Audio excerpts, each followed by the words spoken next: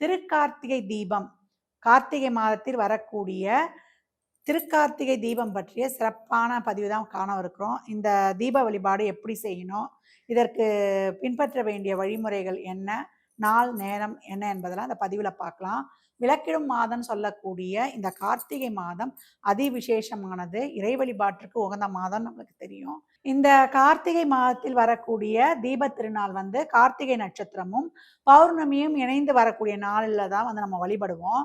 இந்த வருடம் பார்த்தீங்கன்னா நமக்கு 4/12/2025 வியாழக்கிழமை அன்று வருது அப்படின்னு சொல்லலாம். இந்த திருக்கார்த்திகை தீப வழிபாடே வந்து 3 நாட்கள் வந்து வழிபடுவோம்.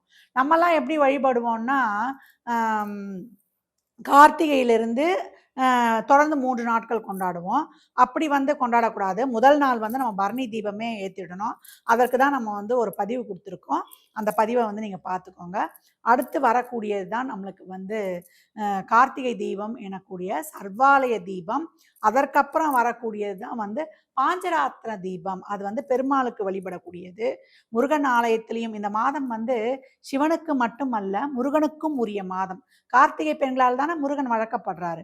அதனால அந்த கார்த்திகை மாதத்துல முருகப்பெருமானையும் வழிபடுவாங்க. அதனால்தான் ஆலயங்களில் ஏற்றப்படக்கூடிய தீபத்திற்கு குமார ஆலய தீபம்னே இருக்குது. முருகன் கோவிலில் ஏற்றக்கூடிய தீபம். சர்வாலய தீபம் என்பது எல்லாமே ஒரு சின்ன இடமா இருந்தாலும் ஒரு சந்து பொந்து இண்டு இடுக்கில் இருக்கக்கூடிய அனைத்து தீபங்களையும் ஏற்படுவதுதான் சர்வாலய தீபம். அது வந்து நம்மளுக்கு என்னைக்கு வழிபடுவோம்னா கார்த்திகை தீபம் அன்றே நம்ம வழிபடுவோம். சரியா 6 மணிக்கு சுவாமி வந்து அர்த்தநாரீஸ்வரராக சில நொடிகள் தான் காட்சி தருவார். அதுவும் வருடத்திற்கு ஒரு முறை.